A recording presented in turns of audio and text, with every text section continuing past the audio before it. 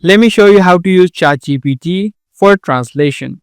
Whether you need to translate simple words, sentences, or even paragraphs, you can quickly pop out Chatgpt and translate into any language. For example, if you want to know certain words in a different language, you can write in a simple prompt. This way, if you want simple translations from English to other languages, you can easily get them. Now, if you want to translate from other languages to English, and if it is a long paragraph, you can just paste in the paragraph that you have of a foreign language and it will translate this into English.